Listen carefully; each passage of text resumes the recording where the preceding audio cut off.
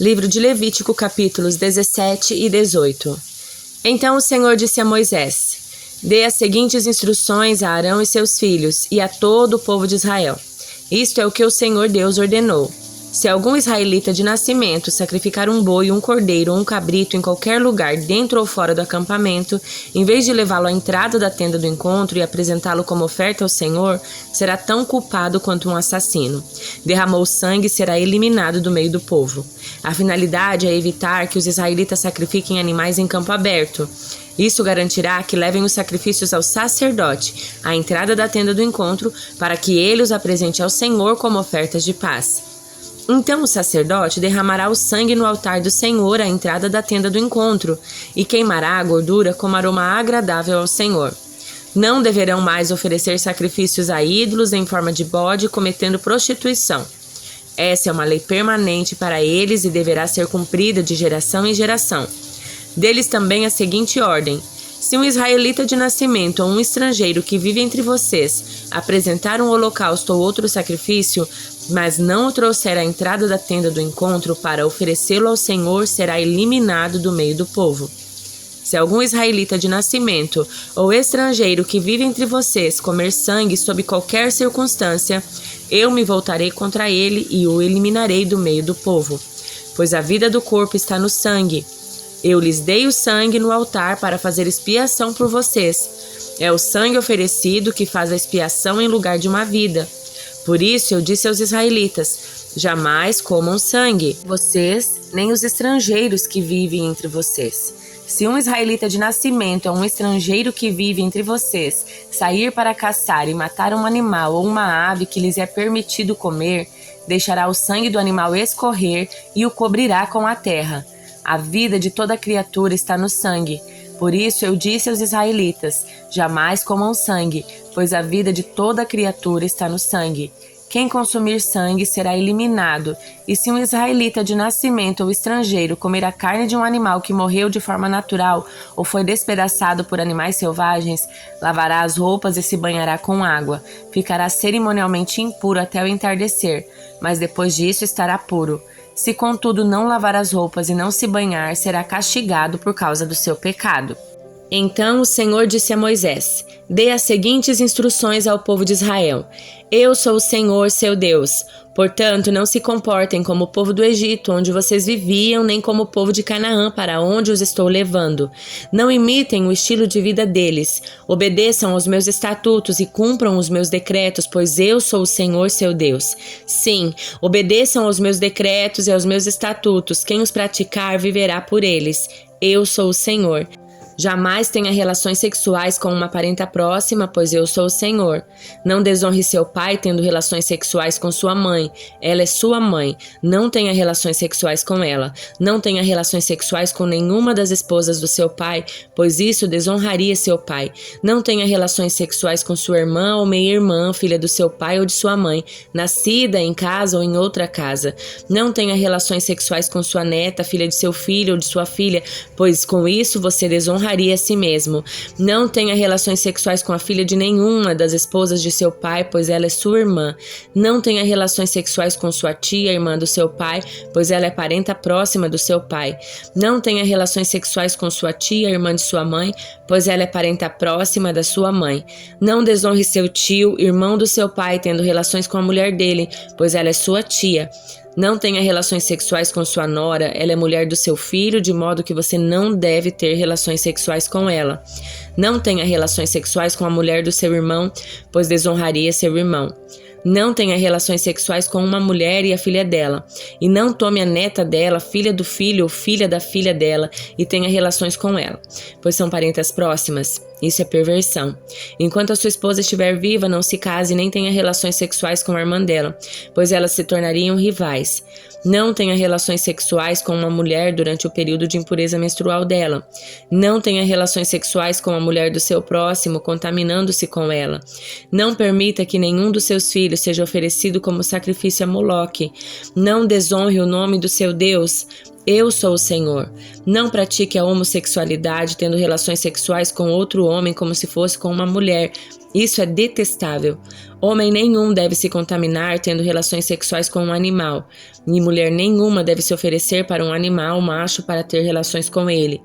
Isso é depravação.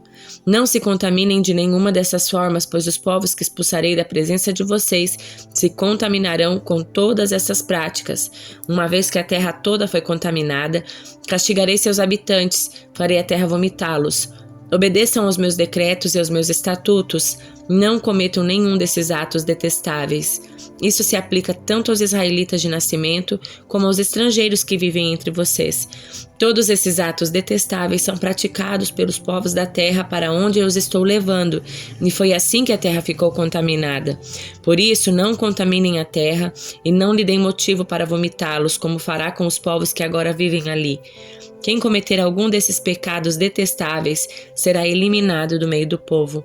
Portanto, obedeçam às minhas instruções e não se contaminem por adotar algumas destas práticas detestáveis dos povos que vivem na terra antes de vocês. Eu sou o Senhor, seu Deus. Livro de Provérbios, capítulo 27. Não conte vantagem a respeito do futuro, pois você não sabe o que o amanhã trará. Deixe que o outro elogie e não sua própria boca, alguém desconhecido e não seus próprios lábios. A pedra é pesada e a areia também, mas pesa ainda mais o ressentimento causado pelo insensato.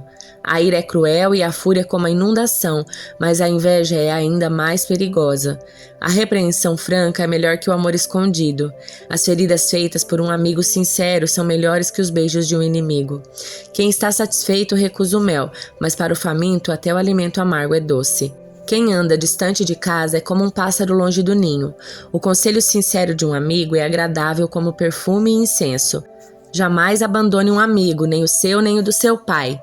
Quando vier a calamidade, não peça ajuda a seu irmão. É melhor recorrer a um vizinho próximo que a um irmão distante. Meu filho, seja sábio e alegre meu coração, então poderei responder aos que me criticam. O prudente antevê o perigo e toma precauções. O ingênuo avança às cegas e sofre as consequências. Quem aceita ser fiador de um desconhecido perderá a roupa do corpo. Ela ficará como pagamento de quem garante a dívida do estranho. A saudação ruidosa logo cedo será recebida como maldição. A esposa briguenta é irritante como uma goteira num dia de chuva. Tentar contê-la é como deter o vento ou agarrar o óleo com a mão. Como ferro afia o ferro, assim um amigo afia o outro. Quem cuida da figueira comerá dos seus frutos. Quem protege os interesses do seu senhor será recompensado. Como a água reflete o rosto, assim o coração reflete quem a pessoa é. Como a morte e a destruição nunca se satisfazem, assim os desejos do homem nunca são saciados. O fogo prova a pureza da prata e do ouro, mas a pessoa é provada pelos elogios que recebe. Ainda que se moa o insensato como cereal no pilão, é impossível separá-lo da sua insensatez. Tome conhecimento do estado das suas ovelhas e dedique-se a cuidar dos seus rebanhos, pois a riqueza não dura para sempre e pode ser que a coroa não passe para a geração seguinte.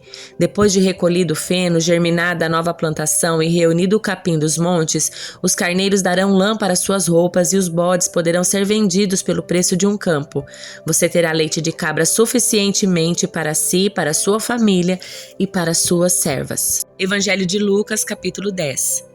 Depois disso, o Senhor escolheu outros 72 discípulos e os enviou adiante 2 a 2 às cidades e os lugares onde ele planejava visitar. Estas foram suas instruções. A colheita é grande, mas os trabalhadores são poucos. Orem ao Senhor da colheita e peçam que Ele envie mais trabalhadores para seus campos. Agora vão e lembrem-se de que eu os envio como cordeiros no meio de lobos. Não levem dinheiro algum, nem bolsa de viagem, nem um par de sandálias extras, e não se detenham para cumprimentar ninguém pelo caminho. Quando entrarem numa casa, digam primeiro que a paz de Deus esteja nessa casa. Se os que estiverem ali forem gente de paz, a bênção permanecerá. Se não forem, a bênção voltará para vocês. Permaneçam naquela casa, comam e bebam o que lhe derem, pois quem trabalha merece seu salário. Não fiquem mudando de casa em casa. Quando entrarem numa cidade e ela os receber bem, comam o que lhe oferecerem. Procurem os enfermos e digam-lhes: agora o reino de Deus chegou até vocês. Mas se uma cidade se recusar a recebê-los, saiam pelas ruas e digam: limpamos de nossos pés até o pó desta cidade em sinal de reprovação. E saibam disto, o reino de Deus chegou. Eu lhes garanto que no dia do juízo até Sodoma será tratada com menos rigor que aquela cidade. que aflição as espera, Corazim e Betsaida, porque se na cidade de Tiro e Sidom tivessem sido realizados os milagres que realizei em vocês, há muito tempo seus habitantes teriam se arrependido e demonstrado isto, vestindo panos de saco e jogando cinza sobre a cabeça. Eu lhes digo que no dia do juízo, Tiro e Sidom serão tratadas com menos rigor que vocês. E você, Cafarnaum, será elevado até o céu? Não, descerá até o lugar dos mortos. Então ele disse aos seus discípulos: quem aceita sua mensagem também me aceita, e quem os rejeita também me rejeita, e quem me rejeita também rejeita aquele que me enviou. Quando os 72 discípulos voltaram, relataram com alegria: Senhor, até os demônios nos obedecem pela sua autoridade? Então ele lhes disse: eu vi Satanás caindo do céu como um relâmpago. Eu lhes dei autoridade para pisarem sobre cobras e escorpiões e sobre todo o poder do inimigo. Nada lhes causará dano. Mas não se alegrem porque os espíritos impuros lhe obedecem.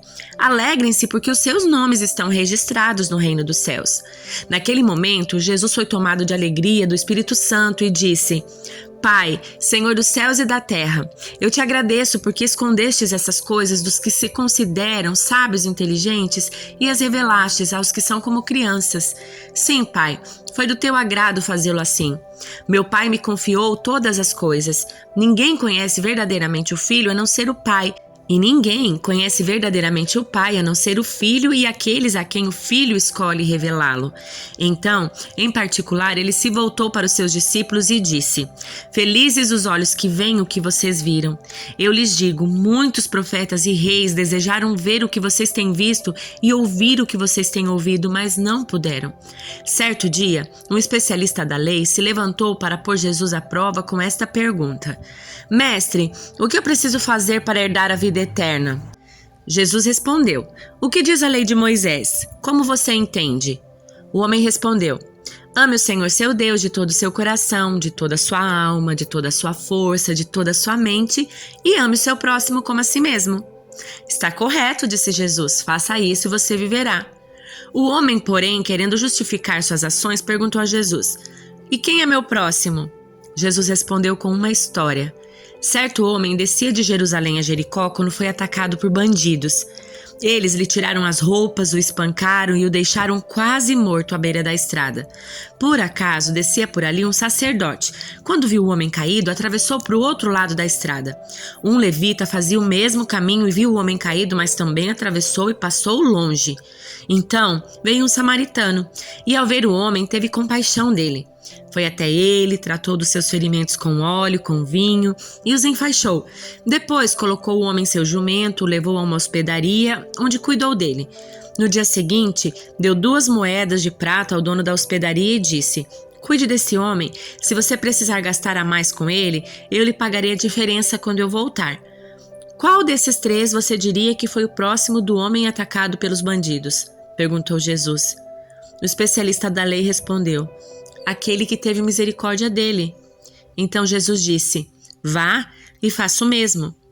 Jesus e seus discípulos seguiram viagem e chegaram a um povoado onde uma mulher chamada Marta os recebeu em sua casa. Sua irmã Maria sentou-se a seus pés e ouvia o que ele ensinava. Marta, porém, estava ocupada com seus muitos afazeres, foi a Jesus e disse: Senhor, não o incomoda que a minha irmã fique aí sentada enquanto eu faço todo o trabalho? Diga-lhe que venha me ajudar. Mas o Senhor respondeu: Marta, Marta, você se preocupa e se inquieta com todos esses detalhes. Apenas uma coisa é necessária. Quanto a Maria, ela fez a escolha certa. Ninguém tomará isso dela.